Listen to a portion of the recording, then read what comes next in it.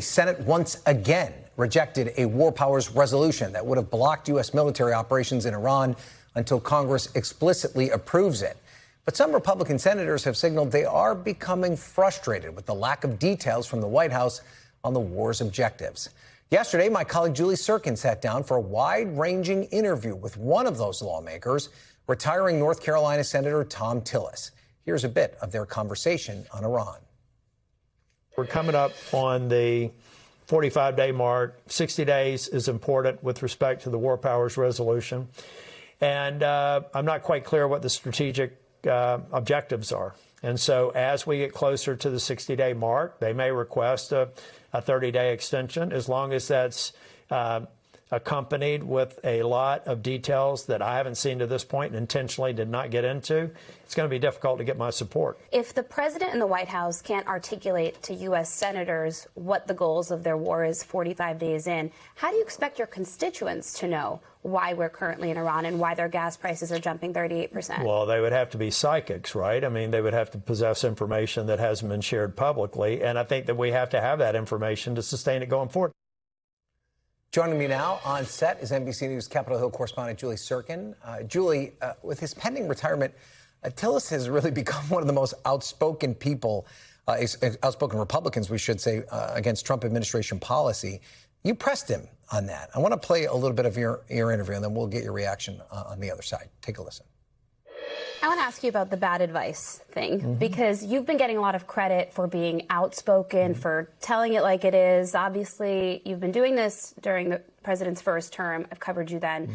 But you've certainly felt a little bit more free now. Is that fair to say?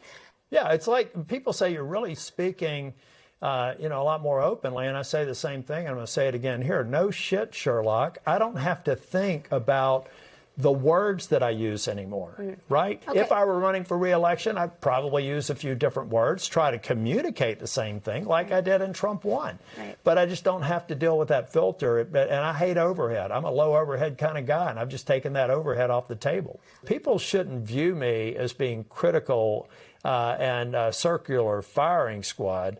They should view me as somebody that is trying to optimize our chances in November and in the future, because I have a vested interest in that.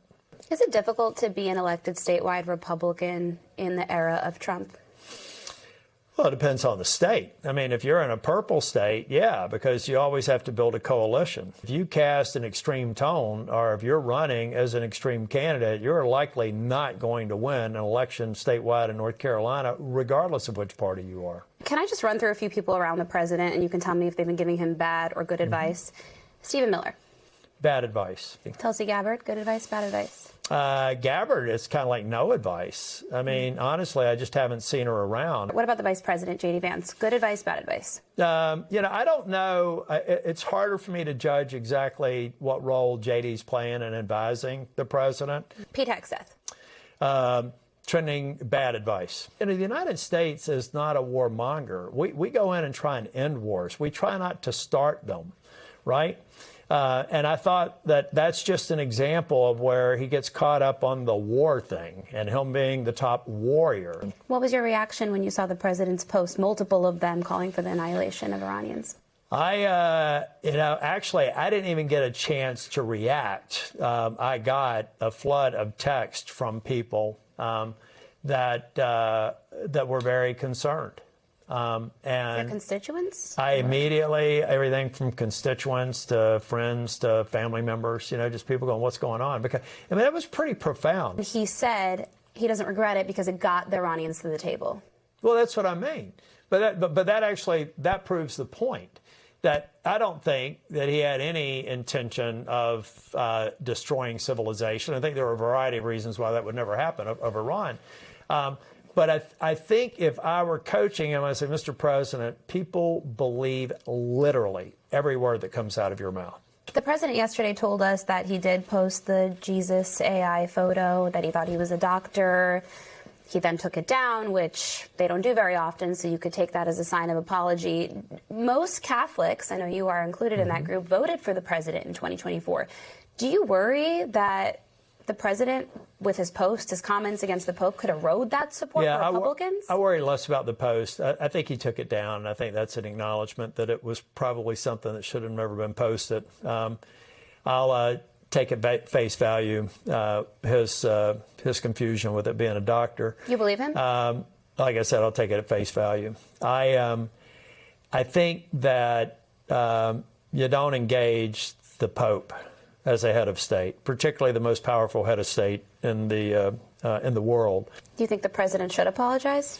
I'll leave it to the president to decide to apologize. I, for one, think apology is an underused art in politics. I think it's actually something that's very, very invigorating when you get used to it. When you're wrong, or if you made a mistake, or maybe it was just a misconception, just get past it.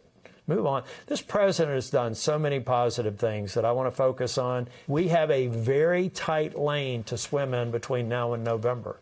We have to be pitch perfect. We have to execute. We have to think only, in my opinion, about the priorities of the members of the U.S. Senate who are up for re-election and the priorities that will get them re-elected. Everything else is noise, and everything else is a threat to good execution. Will you ever return to politics? No. Why? Well, I've decided, in the U.S. Senate, there's really not much else to go. And whether it's governor or president, it requires a security detail. And I never want a job that requires a security detail. Because you're low maintenance. And I like my privacy. He doesn't like overhead. Julie, it is interesting. And, we've all witnessed this kind of unshackled Thom Tillis. And I give him credit for admitting that there has been a change. But even despite being unshackled to a certain degree, he still stops short of direct criticism of President Trump. Blames it on his advisors, which you artfully got him to do there.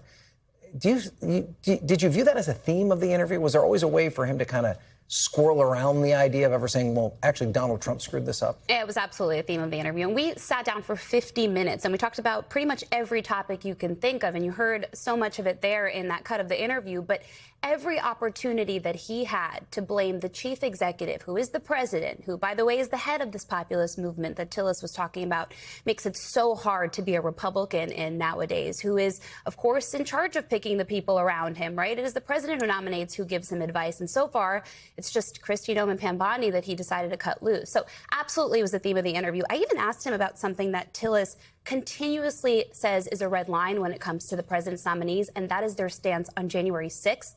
Take a listen to what he told me.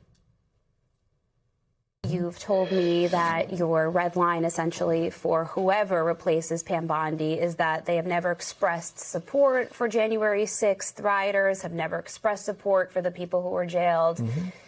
Why is that your red line? Because of I was here on January the 6th, so I think it's really rich for everybody who watched it on TV to tell me what happened on January the 6th. President Trump calls them peaceful protesters, so how come it's not disqualifying for him? Because President Trump got elected by a majority of the American people. Did you vote for him? I voted for him. But that's your red line. How do you square that? Because he's not actually seeking confirmation in my capacity as a U.S. Senator. So that's simple. That simple. I don't know if it's that simple, but you know what Tillis did admit to me, Ryan, which I found a little bit surprising? He still says he has a dialogue with the president. So that's why he wasn't willing to throw him under the bus just yet. Okay. Julie Tsirkin, terrific work. And you can see more of Julie's interview on our website, NBCnews.com. Julie, thanks so much. We thank you for watching. And remember, stay updated on breaking news and top stories on the NBC News app or watch live on our YouTube channel.